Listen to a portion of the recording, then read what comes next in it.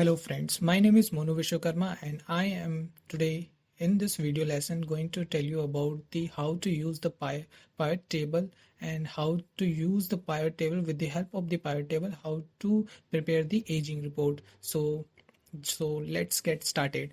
First of all, as you can see that I have a raw data where in the column I have a customer name, in the second column invoice number, invoice date, and the outstanding amount and the due days. So first of all, how to find the due days? Just what we need to do is to just click on the just type the is equal to and write it down the today, and just what we need to do is to close the bracket minus and what is the invoice date. So just once we click this, we get the number of due days. So this is the 58. So now what we need to do is just to copy and then go downward and just click this way. So okay, now the total due days we have calculated. Now what we need to do is to next we have to select the whole data from the A1 to the last E1019. So all column and all the rows now we have selected. Now what we need to do is next we have to select on the insert. As you can see, my pointer is on this insert button, and now here we have a pivot table. Just click on this pivot table button.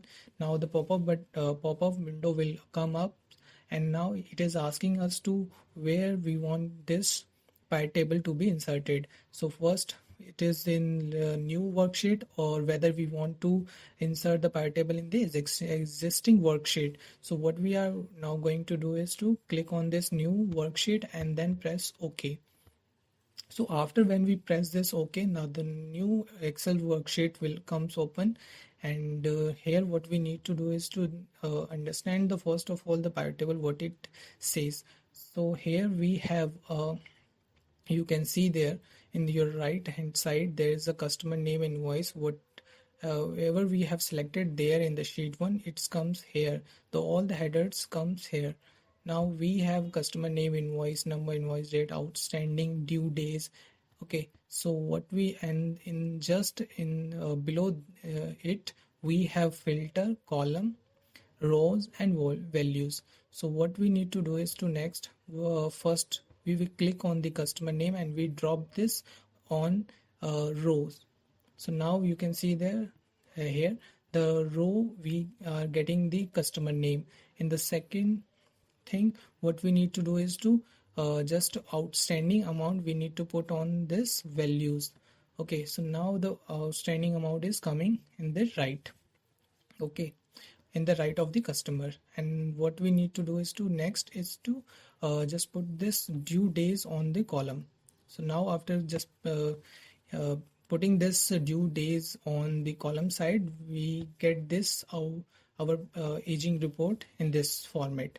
Now what we need to do is to next is to just group this days into the 15, 16, 15, 30, 30 to 60 this way, so that it would look perfectly as a aging report. So what we need to do is to next is just we need to click on this here right hand side, and then we click on this group.